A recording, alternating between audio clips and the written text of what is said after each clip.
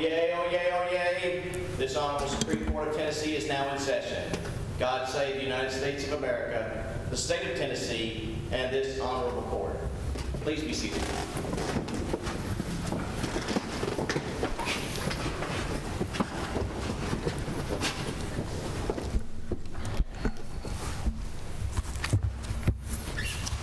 Good morning. Welcome to our May 3rd Knoxville docket. We are very happy to be back in person in Knoxville for the first time in over 2 years. I want to welcome all those who are maybe watching us on live stream through the court's YouTube channel. And I also want to especially welcome Justice Sarah Campbell. She is almost home. She grew up in Rogersville, which I think is about 75 miles from here. So this is her first time to actually sit as a justice in East Tennessee, her home Grand Division. So welcome, Justice Campbell. Thank you. In just a moment, we'll start the cases. Of course, each side gets 30 minutes. If appellant wishes to reserve rebuttal time, please let us know before you begin your argument. I guess in the second case, it will be the petitioner reserving rebuttal time. Mr. Hivner, we're ready to call out the first case. Brittany Borngne, ex-rel Miyona Hyter versus Chattanooga-Hamilton County Hospital Authority et al.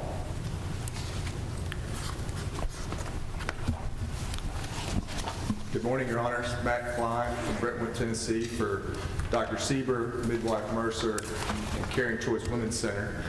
My co-counsel, Mr. Josh Powers, represents the hospital in this case, Erlanger Health System. I will be addressing the Lewis versus Brooks issue. Mr. Powers will be addressing the premature medical expense issue as well as the harmless error argument that is specific to Erlanger. We would like to reserve a total of 8 minutes for rebuttal. I will use 14 minutes of the initial 22, and Mr. Powers will use 8 minutes of the initial 22. That's very well planned out. Thank you. Thank you, Your Honor. Turning now to the Lewis versus Brooks issue, there are two independent bases for affirming the trial court's decision in this case. First, the trial court did not abuse its discretion when it applied Lewis versus Brooks to hold that Dr. Sieber could not be compelled to offer opinions regarding the care of midwife Mercer. And second, even if there was an abuse of discretion, the plaintiff has failed to demonstrate that the error more probably than not affected the verdict. Mr. Klein, can I ask you a question about the standard of review? So you're framing it as an abuse of discretion standard. I mean, aren't we considering specifically the question of whether a privilege exists, or whether there's some sort of protection that that sort of immunizes the disclosure of this information? And if that's the question, isn't that a question of law that we would review de novo? Well, our position has been at the Court of Appeals and at the Supreme Court that the abuse of discretion standard applies, and frankly, the plaintiff has never disputed that that is the correct standard. But to address your question directly, we would submit that the correct inquiry is abuse of discretion because there is an opinion, a binding appellate opinion for the trial court, Lewis versus Brooks, on this issue.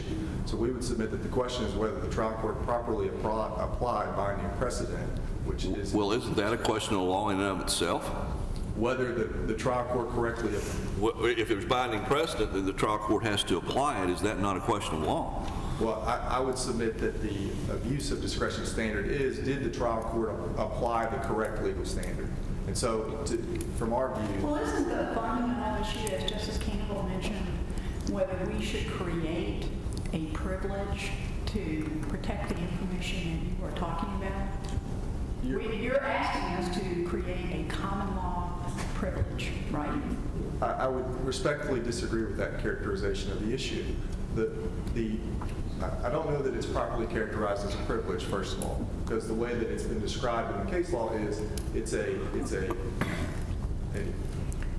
property to protect a person from a taking. Now, is that considered a privilege or is that a constitutional protection? How is that recognized objection to relevant testimony? I mean, how can it be anything other than a privilege of some kind that you are asserting? I think it could be characterized as such. I would agree with that, but the way the case law that has recognize that... We're not bound by Lewis versus Brooks. Yes, Your Honor. And not just Lewis versus Brooks, but the case law from other jurisdictions has characterized it as protecting an individual from a taking of their intellectual property, which is really what we're talking about, their expertise. And so Oh, sorry, go ahead, finish your thought. whether that's construed as a privilege or not may be a bit of semantics, but our position is we're not asking the court to create anything. That has already been recognized in Tennessee law for the past 20 years. But I take your point well, that this court has not recognized that at this point, and perhaps that is the issue the court is here to decide.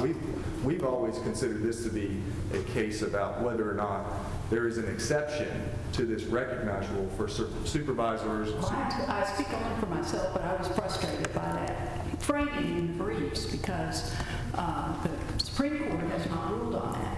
And so even if Court of Appeals precedent is 20, 30 years old, if we've not ruled on it, we're not bound by it. So I will tell you I speak only for myself, but my framing is that we are being asked to create I don't know any other type of objection to testimony in this situation other than privilege.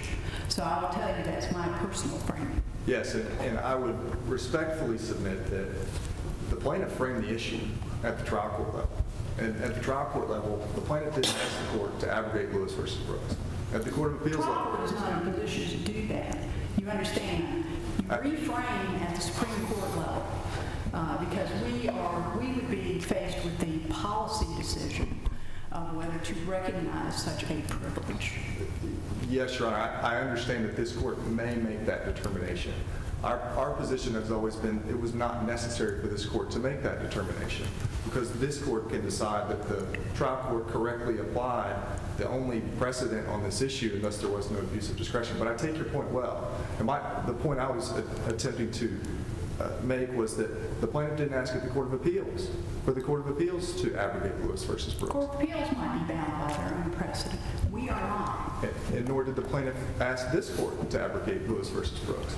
And so we have framed the issue the way the plaintiff, who is assigned error to this issue, has framed it at every stage. But I take your meaning well. And I would submit that if the court is considering abrogating Lewis versus Brooks, that if that is the issue before this court, that there may be some additional... We're not abrogating. We're making the baseline determination. That is my point. We're the court of last resort. And so we make the determination when we are presented with the issue. And we are now presented with it. Yes, Your Honor, I apologize for that. That's fine. I wasn't attempting to frame the issue, but if the court is considering taking a look at this issue from a global perspective and not just looking at it from a supervisor-supervisee perspective, we would submit that perhaps additional briefing should be provided because as the court said, or as you noted, that issue hasn't really been briefed by the parties.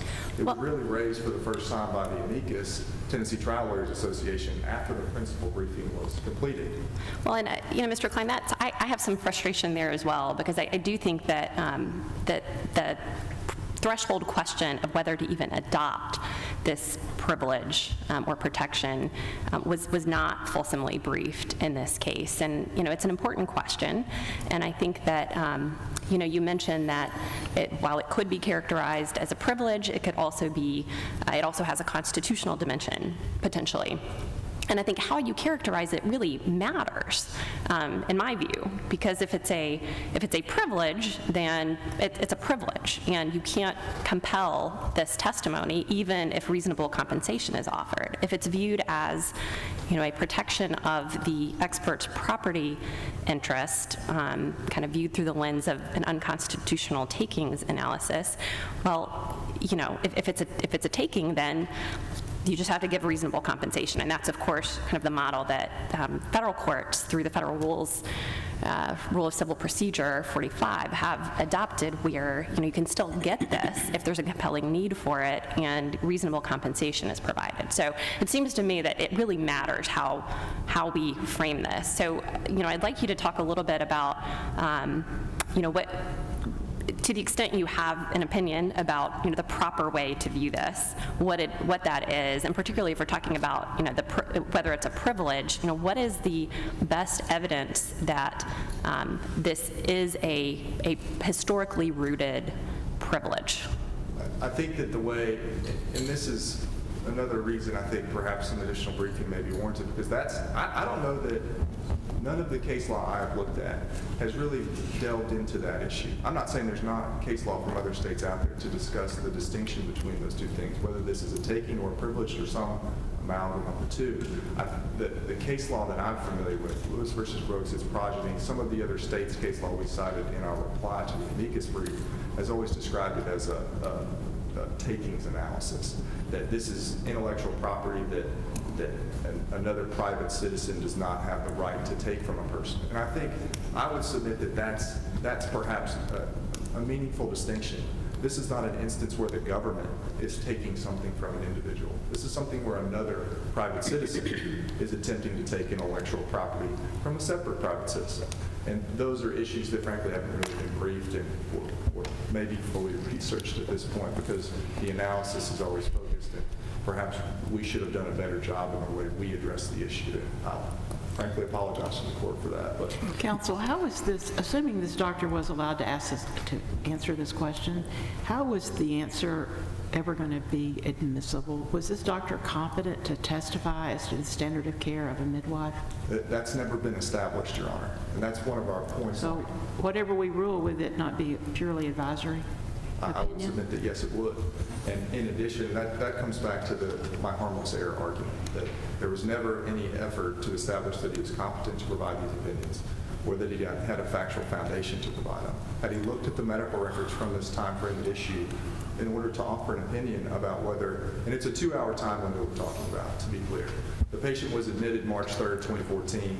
The delivery actually occurs March 5th, 2 days later. The only time frame that's at issue is from 9:20 p.m. until approximately 11:20 p.m. on March the 5th. It is undisputed in the record that Dr. Sieber had no involvement during that time period. The requirements of the state of Tennessee, the hospital's regulations, didn't require him to review the care during that time. But doesn't it involve the midwife and the physician in this situation are almost like a relay team, where if the situation becomes sufficiently serious, then the midwife has to hand it off to the physician. And the factual issues involved are exactly that juncture where the handoff needs to take place. How is it that this doctor would have no opinion on, because it directly affects the situation that he is presented with, whether it has gotten unnecessarily bad by the time that he gets there. Why would we be addressing that? Because the trial court cut it off basically before it got to that point. Well, there's a couple of points I would make on that issue. One, when Dr. Sieber arrives at the hospital, he's going to look back at some aspect of the care that occurred prior to he got there. We never objected to Dr. Sieber being asked about that time frame. In fact, in his deposition transcript, we expressly stated we have no objection to Dr. Sieber being asked about the care the nurse midwife provided that he looked at once he arrived at the hospital. Would that include how long he waited, how long that she waited to call him? What it would involve is some period of time. He would have looked back at the fetal heart tracing, which was the key issue in the case.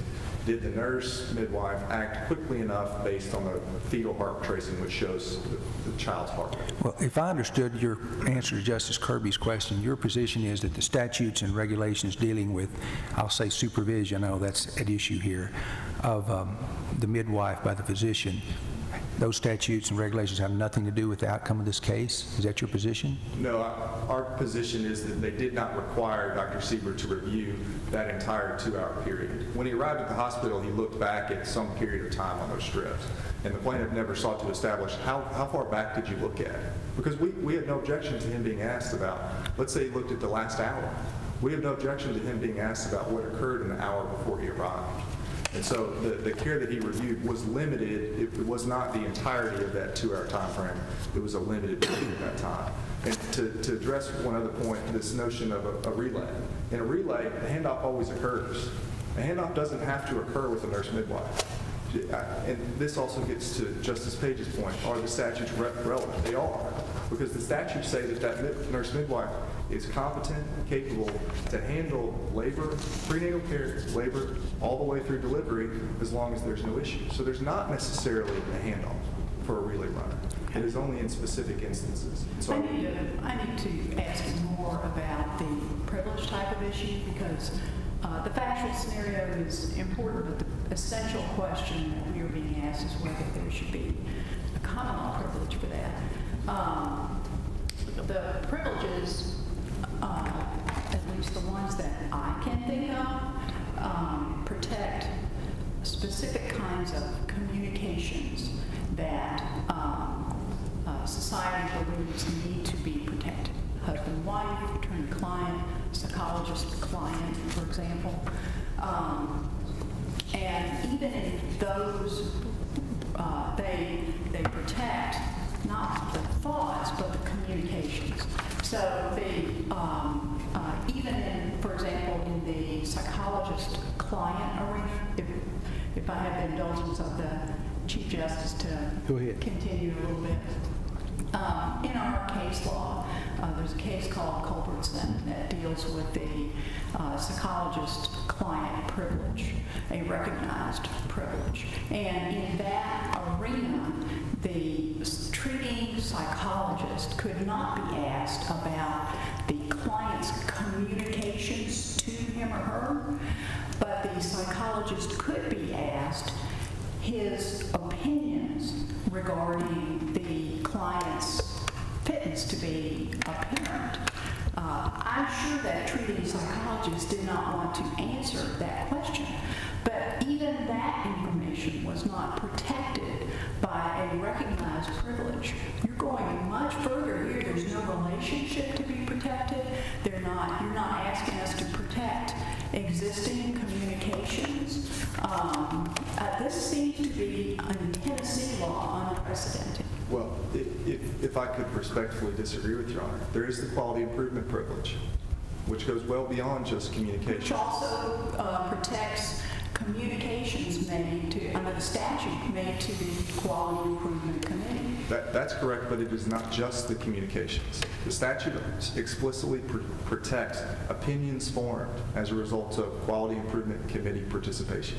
So it is not just communications. So that is I need you to point me to that language. The language that I saw seemed to protect the opinions given to the Quality Improvement Committee. So if your co-counsel wants to dig that up and present it, that's fine. And rebuttal, I'm certain I can find it. I can present it in rebuttal. I appreciate that. And I would also point out that, as Justice Campbell just noted, this may not necessarily be a privilege. It may be a takings analysis, such that the analysis of whether it's a communication or not, and whether a privilege should protect a communication or not, may Well, not. I'm sure a treating psychologist is paid for his work, paid for his opinions, and Tennessee law has not even protected that kind of opinion. Well, it's respectfully, it's like there's a distinction there, because what you have in the psychologist situation is you have the provider who has formed opinions as a result of the treatment. What we have in this scenario is, Mr. Klein, go ahead and finish your point. We need to move on. yes, Your Honor, is the practitioner being asked by a private litigant to form opinions as a result or as part of litigation, not something that's formed as part of his care and treatment. Okay, But thank you. Thank you, Your Honor. Thank you.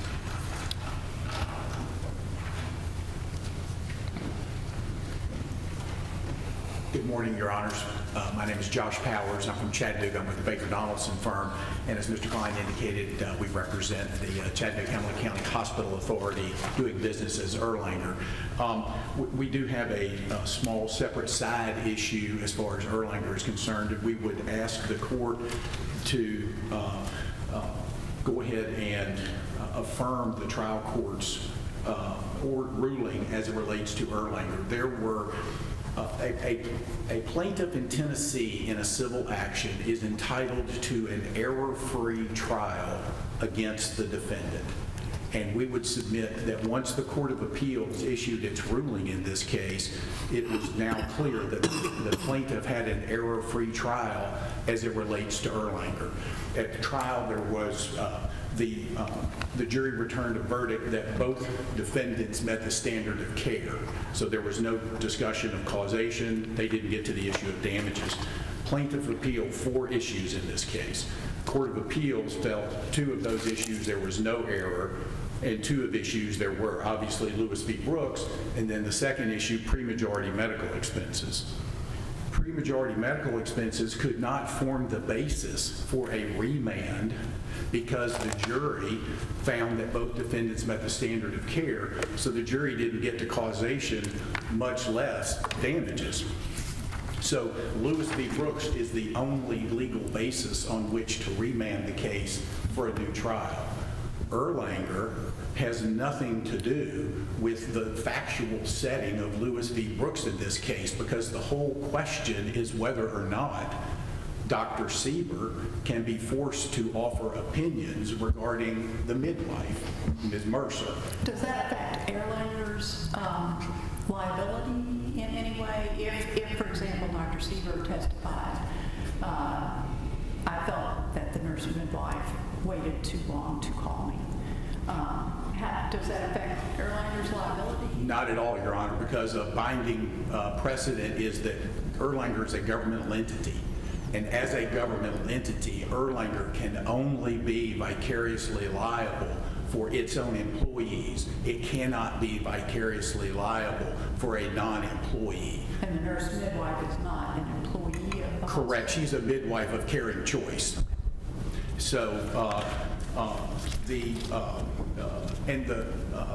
Hatfield case that we cited says that, clearly you can have a verdict as to one defendant that is sustainable and a verdict as to another defendant that is improper. And so even if this court does find that there is reversible error, it should not be as to Erlanger, and Erlanger should be dismissed. The Barra case that we cited is, I think it's squarely on point. It's a medical malpractice case, surgeon and hospital. The plaintiff in that case appealed. There was a defense verdict, just like here. The plaintiff appealed 2 jury instructions. Both of those jury instructions related to the surgeon. So the Court of Appeals, the Court of Appeals found that those instructions were in error. So they were remanded as to the surgeon, affirmed as to the hospital. That's exactly what we're asking the court to do here. And the key point, one of the key differences here is, until the Court of Appeals ruled,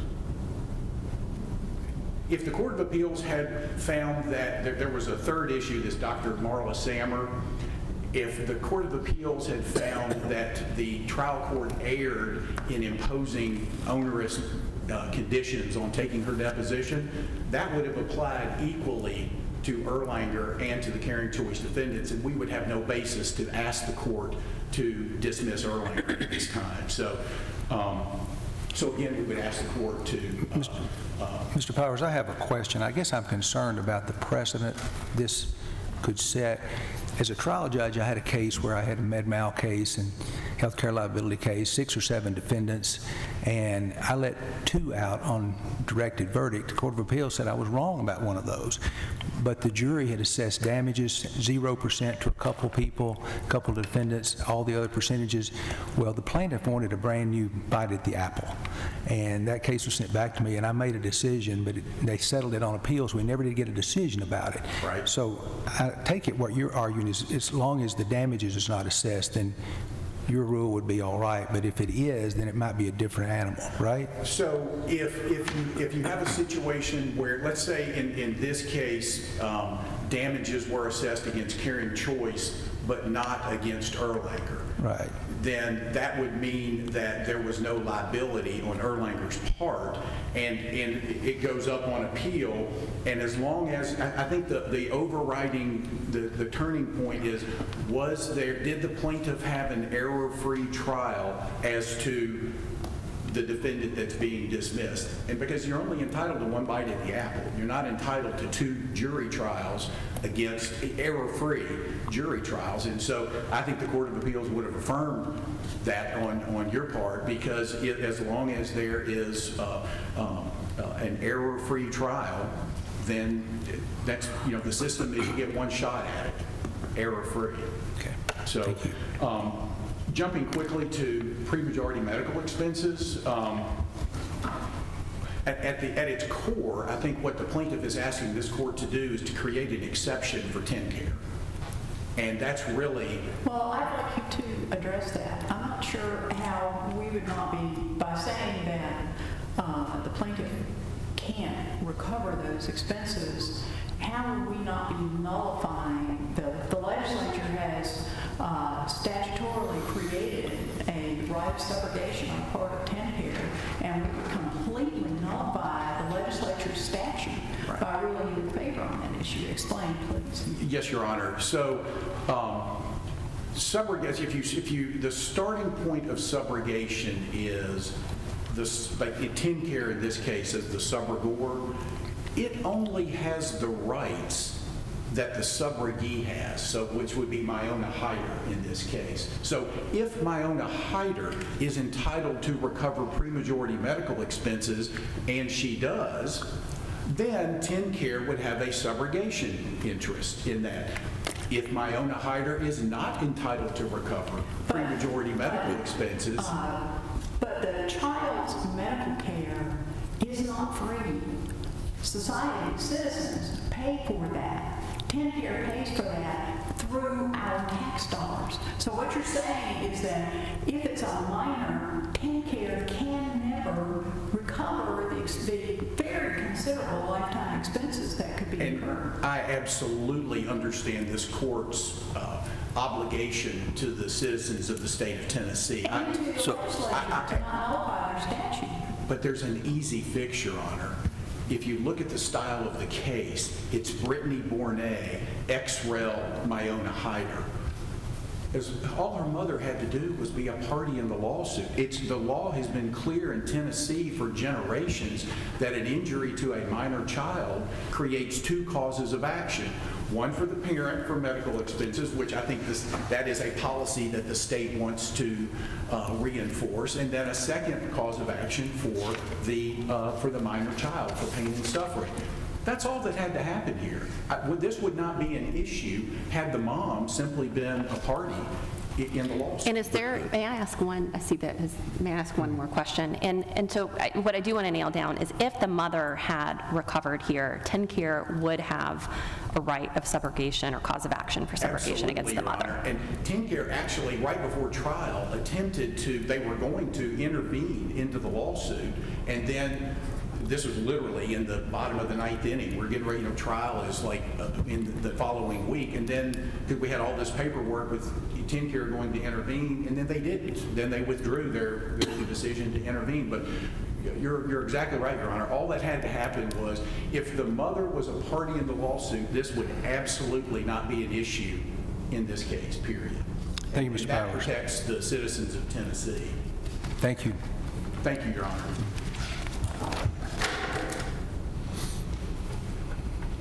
Good morning. I'm Tim Holton, and I represent Miyona Hyter and Brittany Borngne. I think a little bit of background.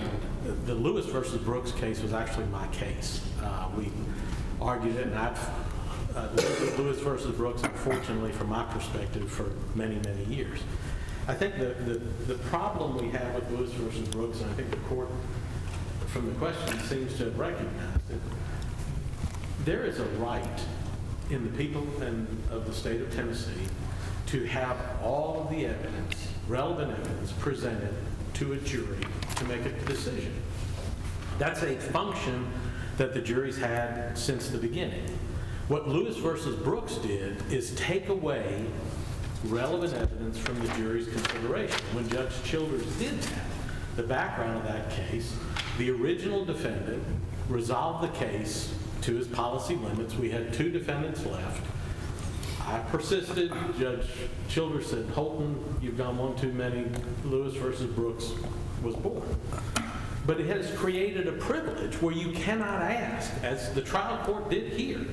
I was asking an employer about the performance of his employee, who he is required to supervise, and who he testified in his own words, he is responsible for the care she gives. Can you explain to me, so I understand the argument that you're making that, that the relationship between the expert, or the party defendant here and the other defendant may be a little bit different than what was present in Lewis versus Brooks. But what I'm having trouble understanding is why that distinction is actually material for purposes of applying the Lewis rule. Can you explain that to me? Sure. And I think that's the thing that the dissent in this case got wrong. In the last paragraph of the dissent, Justice Davis said that we don't look at the relationship when we decide an issue such as Lewis versus Brooks. Lewis versus Brooks looked at the relation. That was what the entire case was about. Moore and Lawrence treated the client or the patient through her pregnancy. The weekend she comes into the hospital, they're off, and Brooks is there and delivers the baby. They had no idea, none whatsoever. They find out on Monday morning when Brooks calls them and says, oh, by the way, one of your patients came in, I delivered her, and then explains what happened. So there was no relationship whatsoever. That is the key to Lewis versus Brooks. That decision, and again, it's not binding on y'all, and I hope you don't follow it. That decision said, based on the facts in this case, we find that there is this prohibition. But really, wasn't it about, my reading of Lewis versus Brooks is that it was about the expert, this defendant, having some sort of interest, property interest in this expert testimony. And that has nothing to do with the relationship. Certainly, I think there's a distinction between, an expert testifying about his own actions and his own conduct versus the actions of someone else. But that doesn't turn on, I guess, the nature of the relationship. It could, but not necessarily, and I don't think it does in this case. Well, I think it does in any case, because you have a situation where you've got a supervisor or an employer, and their supervisee or employee performs an act or doesn't perform an act. The employer is ultimately responsible. Just like a doctor supervising his nurse employees who do an ultrasound or who put on a monitor or anything else, he's responsible for the care they give. But again, if in fact it's based on the property right of the doctor, how is it different from in vicarious liability cases versus other cases? I'm with Justice Campbell, I'm having trouble seeing why that distinction makes a difference, and that appears to be how this case has been constructed. It's not, as counsel pointed out, it's not been a frontal attack on Lewis, it's been that Lewis doesn't apply here. Well, and I don't believe Lewis applies. I think the issue is we talk about a property right, but if I see a car wreck at a traffic light, and I am subpoenaed to court, and I have to give my opinion, was the light red or green? That's my property right. But that's not an opinion. You're not an expert, that's not an opinion, that's fact. But it becomes a fact as to the supervisor with his employee. He's not a distant party who looks at records he's never seen about a patient he doesn't know in a hospital he never practiced in.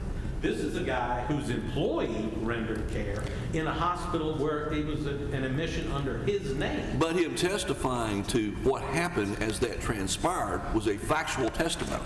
You're going forward and asking him for an expert opinion as to whether the standard of care was breached, correct? Right, because he is required as her supervisor under his own testimony. I'm responsible for the care. So you're asking for an exception in a supervisor-supervisee, exception to Lewis, in that situation? That was what we requested in our brief. My preference would be to get rid of Lewis versus Brooks and handle it the same way the federal courts do. Did you make that argument to the trial court? Did you make that argument in the Court of Appeals? In the trial court, I didn't. They were bound, or he believed he was bound by Lewis versus Brooks, and Lewis versus Brooks said, I can't ask the question. I think the application in this scenario with these facts is way out of line from what Lewis versus Brooks said. Well, a physician and a nurse midwife is a different relationship between a physician and a nurse under that person's supervision, right? No, I think in this scenario, it's not. If you imagine and let me make a distinction. If I have a midwife who is out in the country somewhere, she needs a doctor to be her, quote, supervisor. But they only look at 20% of the work and et cetera. Right. But they really have no direct involvement. It's somebody I can pick up the phone and say, hey, would you come in here? I'm having a problem. That's the traditional midwife-doctor relationship. That's not what was involved here. This was an employee, no different than an ultrasonographer or a nurse or anything else. She was his employee. He wasn't just her supervisor in terms of when you have a problem, you can seek out a doctor. This is someone he gave a paycheck to every week, who he had to evaluate her work because it was being done in the name of his company, Caring Choice. That's the difference here. It's not a midwife out somewhere that you see once a month and look at her records, 20 of them. That's not what occurred here. Well, even if you're granted this exception you're seeking, how is this doctor competent to testify as to the standard of care of the midwife? In my opinion, it would be impossible if he wasn't, because in order for him to have an employee under his supervision, he has to be aware of what she should do and should not do. As he said, that's his responsibility. Was it established in the trial court that he was competent to testify? I mean, was that an issue ever litigated or discussed? I believe their disclosures, the interrogatory responses on opinions, indicated that Dr. Sieber was going to testify that neither he nor Nurse Mercer did anything which caused the problem. In order to know that, he would have to know that she did right, she didn't mess up, for lack of a medical term, and everything was fine. So by answering that interrogatory in that fashion, he did disclose himself as an expert in the standard of care.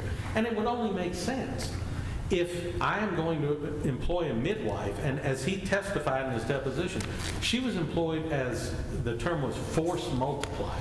In other words, if I'm a single OB, I maybe can see 10 ladies a week. I don't know what the number would be. But if I hire 5 midwives, we can see 50 ladies a week. That's what he did by hiring midwives. They stood in for him so that his practice could expand and treat more people. So in order to be able to do that competently, he would have to know what they're supposed to do, or he couldn't leave them to take care of patients in his name, in his clinic, which is what occurred. Mr. Holton, let's assume that the trial court did err by not compelling Dr. Sieber to offer his expert opinion on whether the standard of care was violated. Under Tennessee Rule of Appellate Procedure 36B, a new trial should not be granted. Judgment should not be set aside unless the error involved a substantial right and more probably than not affected the judgment or result in prejudice to the judicial process. Was that standard satisfied here? I believe it was. And how? Well, you got to remember, this ruling occurred at the very beginning of the case. The second witness deposed in this case, first was my client, then came Dr. Sieber. It may have even been Dr. Sieber first before my client was deposed. I don't recall either way. But if you had a flaw in the way this was handled from the very beginning, then the way the dominoes fell might not have fallen had we been able to ask these questions of Dr. Sieber. By way of example, Erlanger says the nurse did nothing wrong. If Dr. Sieber, if I was allowed to get into what occurred, looked at it and said, my God, this strip is going south, she should have been called immediately, and or I should have been called immediately, and if the nurse midwife didn't, the nurse should have, because everyone knows that's what happens in a hospital. Nurses recognize a problem. If the doctor doesn't, they call someone else, they call a supervisor, things get put in motion to help the baby. We never got that far. This error occurred at the very beginning of the case. Did you make any sort of proffer as to what Dr. Sieber's testimony would have been? I couldn't. It would be asking me, for example, if someone said you have an attorney-client privilege, you can't talk about it. I can't put him on the stand and then say, let's go through the attorney-client discussion you had. I mean, if it is indeed a privilege as a trial court handler, there's no way, the court was not going to let me. I was advised I couldn't do it. If I resumed the deposition, I was going to have to pay a sanction for having asked those questions in the jury. You had your own expert, retained expert, is that right? Yes, ma'am. And that is one of the major problems with an expert. Juries look at it and say, well, you paid this guy to testify. That's true. The other problem with the expert, not problem, but the expert we had did not supervise nurse midwives as Dr. Sieber did. Dr. McCaffrey had worked with midwives, but he had never employed them. He had never supervised them on a daily basis. He had never sent them in to do a delivery instead of him doing it. And the defendant beat me over the head in the closing argument over and over about Dr. McCaffrey's never done it. Dr. McCaffrey's never been there. So clearly, having Dr. Sieber testify about what his employee supervising midwife did would have had a tremendous effect, as opposed to Dr. McCaffrey, who had never been in that. Did you have an expert at trial on the standard of care for a midwife? Did you have a midwife expert? No, ma'am, we did not. We had Dr. McCaffrey in terms of obstetrics. Were you unable to retain an expert, a physician expert who had experience supervising midwives? It was very difficult to find, as the court probably knows, that experts for the plaintiff do not really come through very often.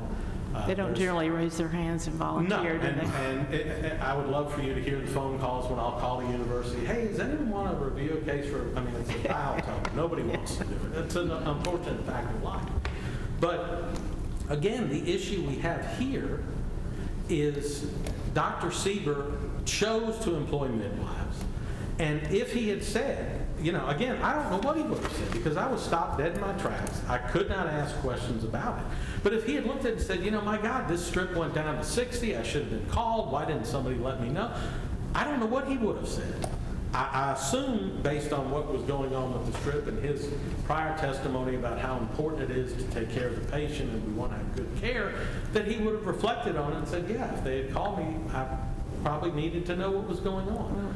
And wouldn't that be a good jury argument? I mean, it seems to me if I were on the jury, I'd be wondering why the doctor isn't expressing an opinion as to the great care by the midwife. Well, that's part of it, but again, you know, depending on how this court rules, if no supervisor, like if I own a trucking company and I send a guy out on the road and then he has a wreck, and as his employer, supervisor, I can't be asked, did your employee comply with the DOT instructions? Did your employee act as you expected him to when the stop sign came? We're setting a precedent where anyone can claim that. If I own a trucking company, I'm an expert in employing truck drivers and putting them out on the road where people could get killed every time they, I'm not sure that's the same. There's so many different rules for healthcare liability. So many different hoops you have to jump through that are different from the truck driver situation. But the problem is, if you create this privilege, it can't just be limited to health care. It wouldn't be, what about the psychologist? What about, you know, someone else? You're creating a privilege. You're creating a special class of people who do not have to comply with the rules the rest of us do. And if I had committed an error as a lawyer and my paralegal missed something, I should be able to be asked, Mr. Holton, when Christy typed this up and didn't file it on time, was that a deviation from the standard of care that you and your employees need to adhere to? I should be able to have to answer that question. But if I'm a doctor, based on Lewis versus Brooks, I don't have to do that. I think I heard you say a few minutes ago that that you would be comfortable with the federal approach. Right. Is that right? It would be better than Lewis versus Brooks, in my opinion. If the federal approach applied, would you be able to show that you had a need for this information? And there's obviously the reasonable compensation requirement too, but how would you be able to satisfy that threshold requirement under Federal Rule of Procedure 45? There is only one person who knows what the expectations are of a midwife at Caring Choice Women's Center, and that is the owner, that is the employer. And so the best evidence of what the expectation was, what she had to do, what she shouldn't have done, would come from that person. He's one person. Anyone else is an outside person looking at it. You get into the realm of them being an expert who has to, you know. Well, isn't that true in any case? So how is that establishing particularized need? Well, it is, but the problem is, because of Lewis versus Brooks, In many cases, we are prohibited from asking the defendant doctor about his nurses, his employees, his co-doctors. I understand, but Justice Campbell's question was about the federal standard, and the federal standard requires a showing of particularized need. Right. But in the information you're giving is going to be the same in every case, isn't it? The person who's the owner or the person who's supervising is going to have more information than most anybody else. Right. And so how is that particularized need? That's a need in any case. But it's a particularized need as to this case, this strip, this patient. You look at it individually, which is what Lewis versus Brooks said. What the defendants are asking the court to do is craft an all-encompassing privilege that if I'm a doctor, I don't have to express opinions about anything other than what I did, that minutia thing I did, and that's it. No one else has that privilege. And that's the problem with this argument, that we are creating this all-encompassing privilege that would apply to anyone. If a psychologist, a surveyor, anyone else, because they have specialized training.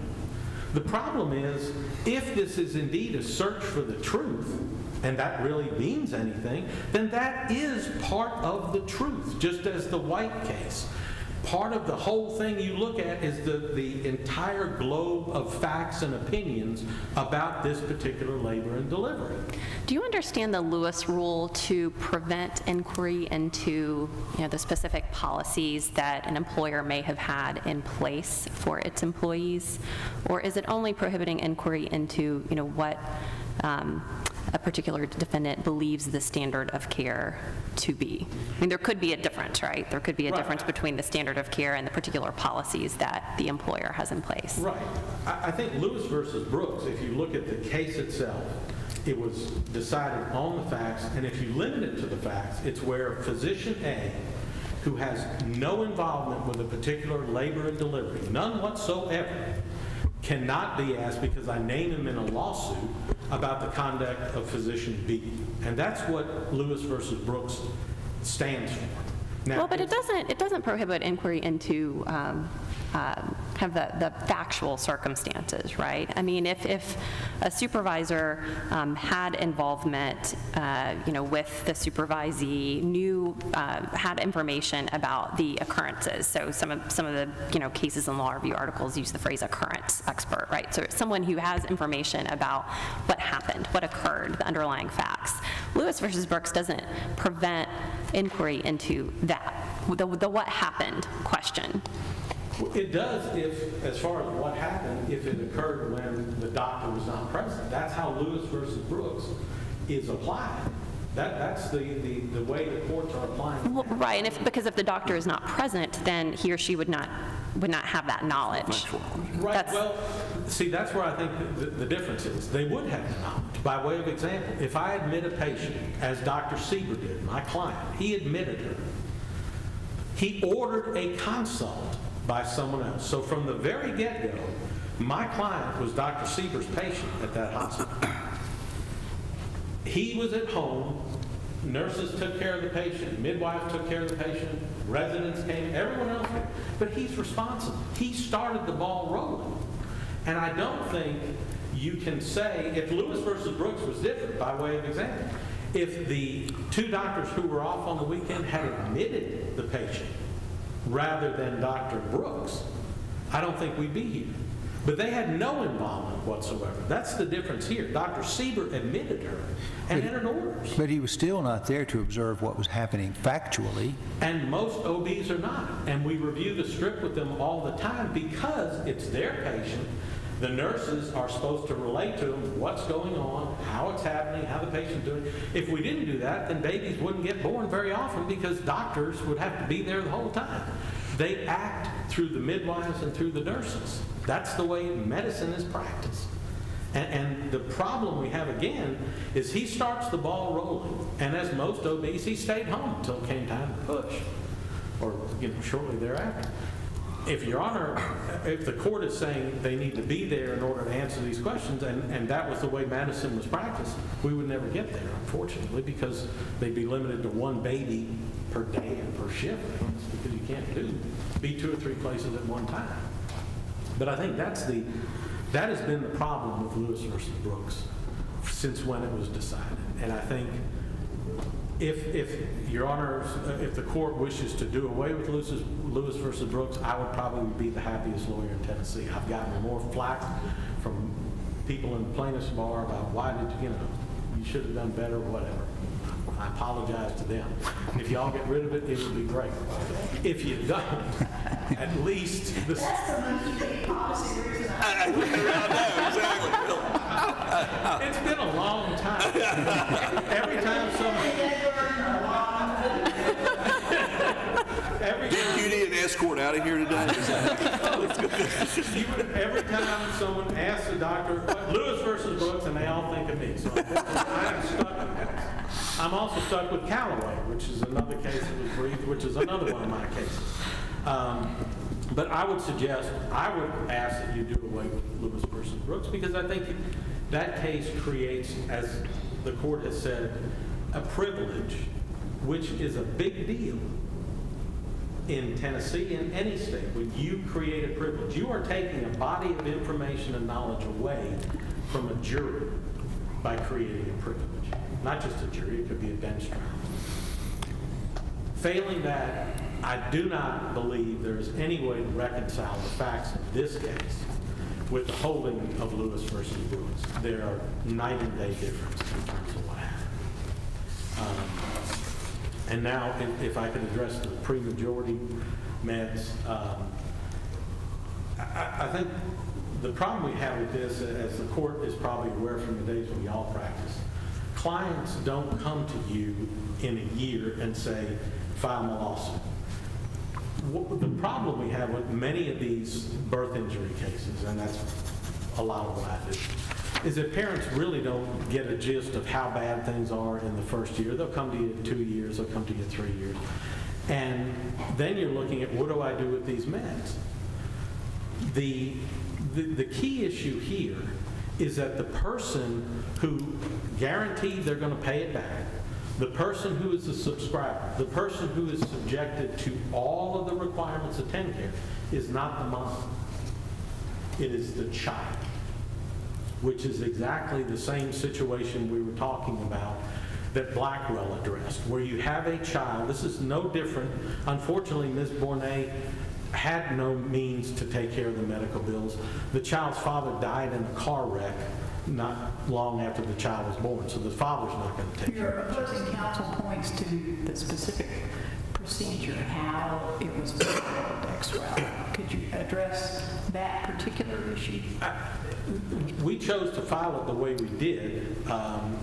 We could have done it XREL, we could have done it as the next friend, The issue was, it was the child. It was the child's claim. Mom did not make a claim for the medical bills. And there are a number of things that occurred prior to us filing the lawsuit that were involved with that. Your opposing counsel says that precludes you from recovering those expenses. Well, if it does, then I think the TennCare statute would have to be amended, because the situation we are dealing with is something people encounter every day. Parents that don't have the money to pay for the care of their child, they get on TennCare, which is a means-tested program. I can't, get on TennCare. They don't test the needs of the child, they test the needs of the parents, obviously.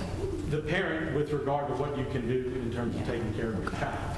And so the situation we're presented with is, if the child is not allowed to present the medical bills, then the state of Tennessee, this court would be saying, it's fine for us to absorb the $500,000 it's cost so far to take care of this child, and the $20 million if the child lives to 30 years old or whatever. This child is very disabled. She's tube fed and, ventilator on and off. It's a scenario that happens, unfortunately, all too often. But the issue is, the legislature decided TennCare pays for it, TennCare gets it back if somebody else is at fault. TennCare could have intervened here and did not. Well, I cannot speak for them. They were there the morning we were going to argue this, literally standing next to me. TennCare's lawyer had drafted a brief, and he leans over and says, "We're out." And I'm like, "What do you mean? You're out?" And he left. I mean, that was it. He did not argue it. I'm kind of holding the bag, reading his brief and arguing to the court. I'm not sure why TennCare did that. But I can tell you there are a whole bunch of trial courts, at least in Shelby County, where I have cases that are all wondering what this court is going to do, if anything, with the pre-majority medicals, because these cases all involve scenarios where a lawsuit is brought sometimes the day before the statute runs at 3 years. Is there a difference in the expenses for the time period prior to filing the complaint and after the filing of the complaint? Obviously, we take the position there is. We have already incurred, let's say, $500,000 in TennCare. The little girl has. TennCare wants that back. Every year the child lives is going to be another, $100,000 or whatever it takes to take care of the child. So it's an ever-mounting situation that has to be dealt with. The way that the trial court resolved it is we don't get pre-majority medicals and we don't get anything up to age 18, even though the day after the jury verdict, the tally's still running on what it takes to take care of this child, and TennCare is paying. We don't know what the mother's situation will be 5 years from now, whether the child will still be entitled to TennCare coverage. And if not, if mom has if she wins the lottery or something, then she'll be off TennCare, and the situation has resolved itself. She won't be getting the benefits. But the problem is, the courts have recognized that if a parent cannot take care of the child's necessaries, which is clearly what this is, I mean, the child would die without this care, then someone takes care of it and the child has to pledge, I'm going to pay you back, which is what the TennCare contract says and requires. So I would submit that the legislature made it very clear, we want this money back. And understandably, because if you look across the state, how many children are in this scenario, and I've represented a lot of them where it is, the TennCare bill's $8, $9, $10 million because the child lived so long and requires so much care. What the defendant's asking you to do is just get rid of it. Let us benefit. Don't let the jury even know about what the cost is to take care of this child, which I think flies in the face of the purpose of the TennCare statute and getting the money back. But isn't that a risk you took when the mother did not join in this lawsuit individually for the child's medical bills? No, because the mother was never capable of doing it. And so it always was the child. Mom has never been able to take care of this child. She's never paid those. Not a dime. But typically, though, a parent can file individually for the bills that TennCare has paid, and of course, then that's the way to get TennCare's obligation repaid. If it occurs, but again, this is different than that was the difference in Callaway. The parents in Callaway, one worked at First Tennessee Bank, so it was not a question of, can you pay? There was insurance, it wasn't TennCare. This is someone who's destitute. I mean, dad is dead, mom is basically living on food stamps and whatever income or money would come in to take care of the children. I think they're two. So it's TennCare's money that we're worried about here, but I'm just not feeling the love for TennCare if they're not willing to intervene and protect their rights. Well, I'm not feeling the love for that individual TennCare subro person, because that was where the decision was made. I do feel the love for the people who are dependent on it, and a program that spends that kind of money that needs it back, or it's not going to be able to function. Thank you.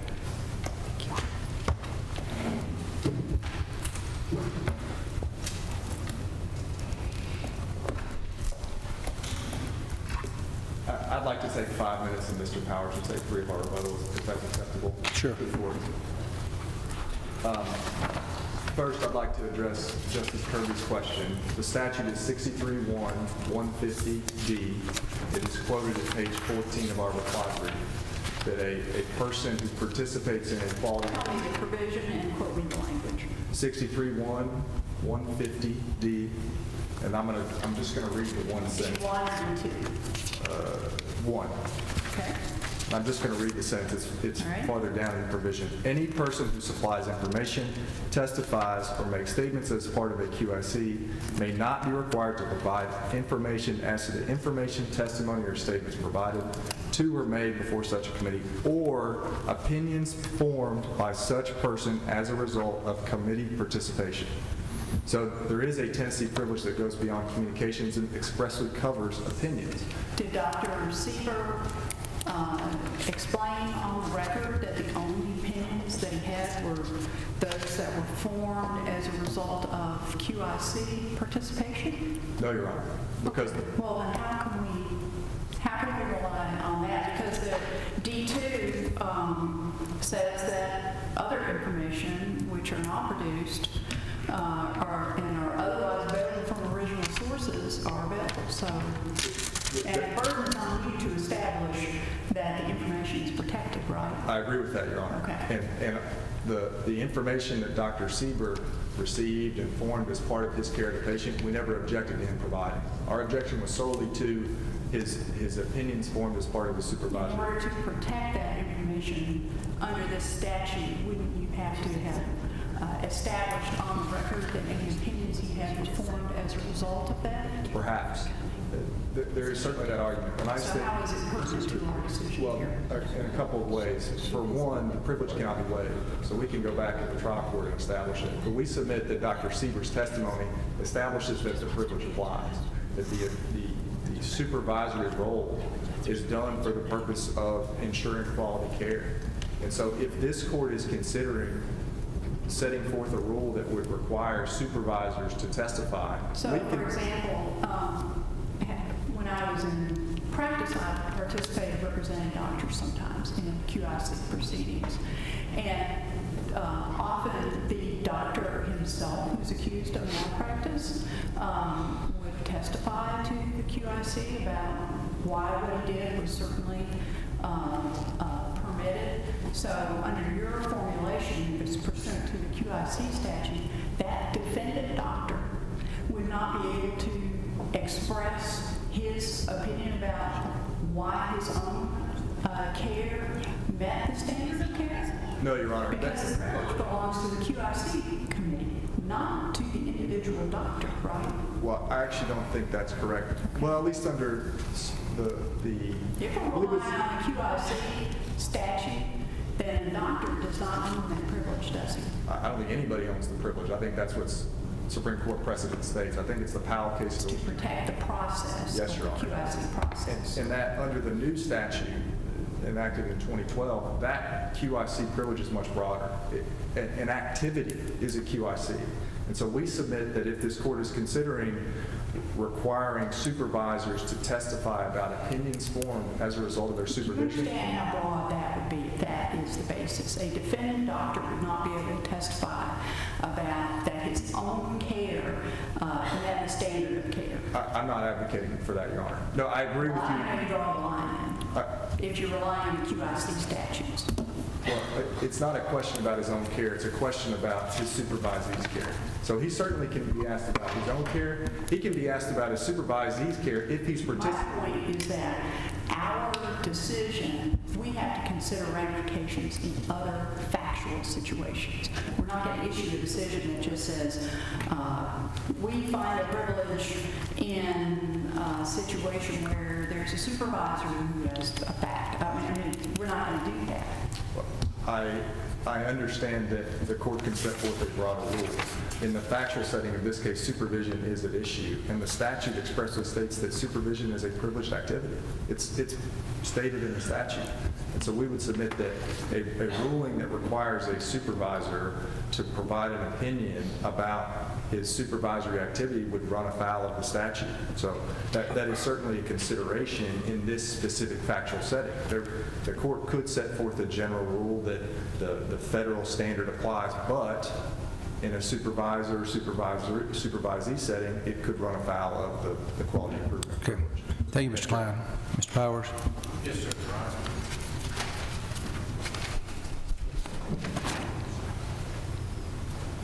Very briefly,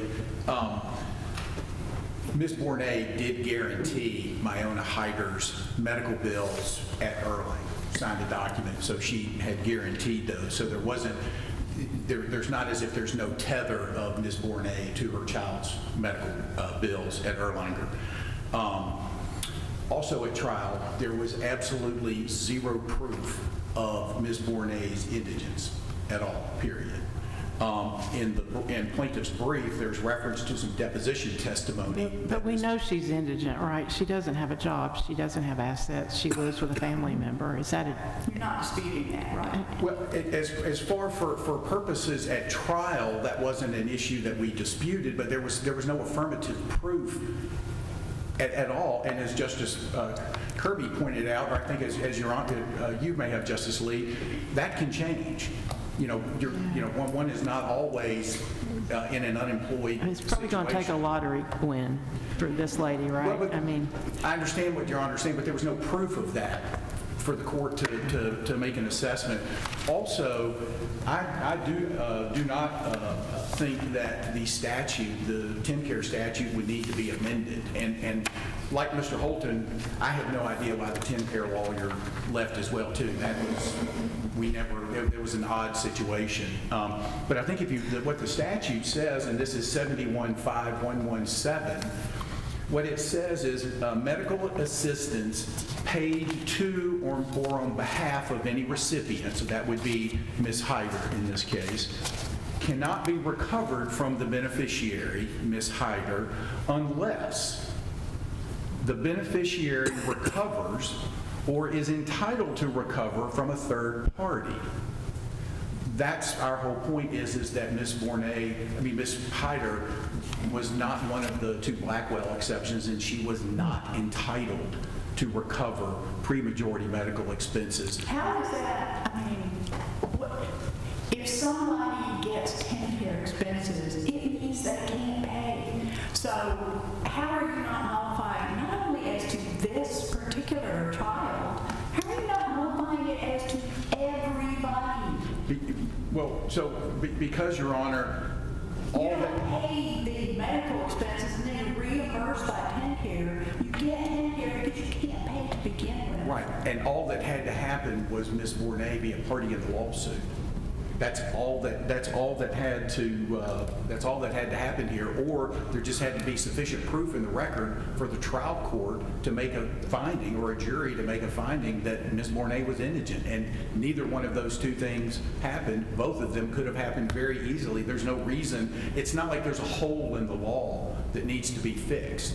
It's readily apparent that the lawsuit was filed within the statute of limitations. There was no reason why Ms. Borngne could not have been a party.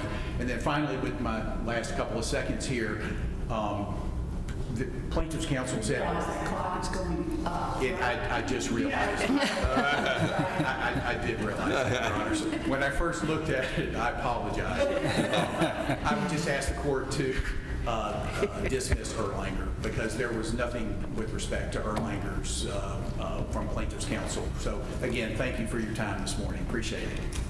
Thank you, Mr. Powers. Thank you, counsel. We're going to take a short break in just a moment. Before we do that, I want to welcome Ms. Alex Garza to the courtroom.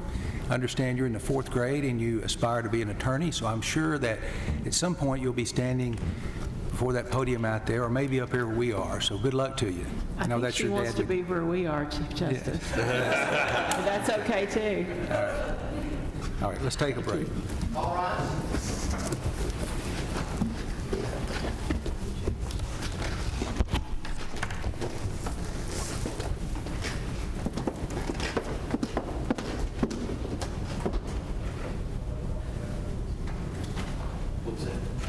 This honorable court is now in recess.